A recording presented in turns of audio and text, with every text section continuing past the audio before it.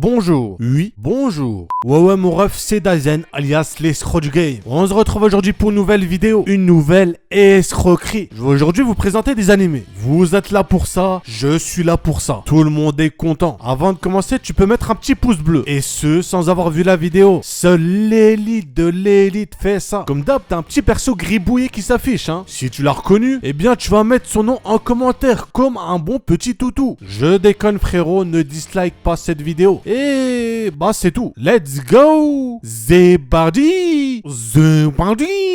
Ouais, c'était pas obligatoire ça. Parlons en premier lieu de Divine Gate. Pour résumer l'histoire en bref, en gros, on a une porte légendaire qui s'appelle Divine Gate. Et un jour, ouais, beaucoup d'animés commencent comme ça. Un jour, à cause d'un souhait, t'as trois mondes qui vont se retrouver entremêlés. Et ce mêlement, ça se dit sûrement pas, mais ça a du flow. Eh bien, ce mêlement va engendrer un chaos total. Donc par la suite, le Conseil mondial va être créé pour essayer de remédier à ce problème engendré par ce chaos total. Et nous, on va suivre des ados qui ont chacun leur propre histoire. C'est le genre d'animé que vous kifferez dès le début. C'est-à-dire qu'il faudra pas attendre 300 épisodes pour que vous kiffiez, t'as vu? Tu rentres dans le vif du sujet directement. On a beaucoup de clichés, mais je ne vous le répéterai jamais assez. Ce n'est pas parce que l'animé est cliché qu'il est mauvais. C'est soit on aime, soit on n'aime pas. Et en l'occurrence, là, vous allez aimer parce que je vous l'ordonne. Ouais, c'est un ordre. Passons maintenant à Héros Retourne. Alors celui-là, j'ai pas encore vu l'animé. Là, tu vas te dire, mais quel escroc de fou. Du calme, j'ai lu le ménois, donc je sais de quoi ça parle. Et je peux vous garantir qu'il est incroyable. C'est généralement le genre d'animé qui met tout le monde d'accord. On est ici dans un monde où bah on peut dire c'est le bordel. Mais d'un coup un héros est arrivé à changer ça. Ce bordel avant de disparaître. Et après ça, beaucoup de héros sont apparus, ce qui a permis de sauver l'humanité. Mais, j'ai bien dit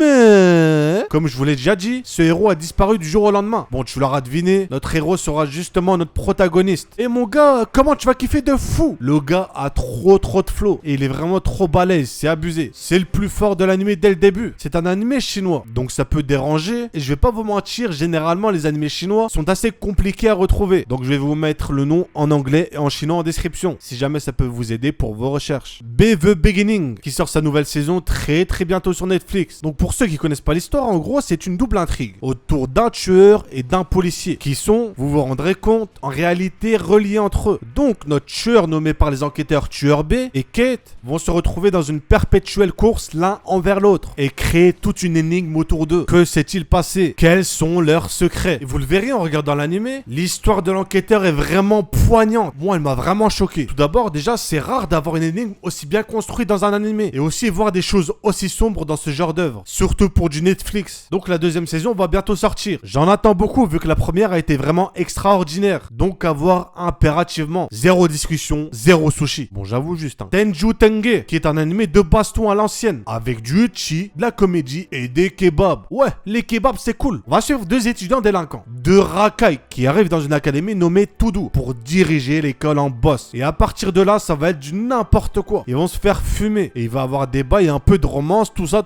Les personnages sont très cool et très bien développés. L'animation à l'ancienne peut déranger, mais perso, ça m'a vraiment pas gêné. Surtout pour ce style d'animé. C'est un pote qui me l'avait conseillé, du coup je vous le conseille, vu que je suis votre pote. Ouais, vous êtes mes seuls amis. Vous verrez quand vous commencerez l'animé, vous enchaînerez les épisodes comme si vous aviez 10 sushis devant vous. Ça va être incroyable. Bref, sushi. Et terminons avec Gatchaman Crowd, qui est un animé que vous pouvez retrouver sur Crunchyroll. L'histoire se déroule à notre époque, en 2015. Et on a la population japonaise qui est, entre guillemets, stabilisée grâce à un nouveau système, appelé Galax. Ce système te permet d'avoir des sushis à volonté. C'est faux. C'est un système qui, grossièrement, a permis une meilleure entraide entre individus. Et on va suivre une jeune étudiante qui va rencontrer du jour au lendemain, comme ça, un extraterrestre. Après ça, elle va rejoindre un groupe de super-héros et va devoir fumer la racaille extraterrestre. Phew, enfin fini. Bref, on arrive donc à la fin de la vidéo. Si vous avez kiffé, pouce bleu, c'est un ordre. Si c'est pas le cas, pouce bleu quand même, c'est un ordre aussi. Si tout se passe bien, je vais sortir une vidéo cette semaine sur ma chaîne secondaire.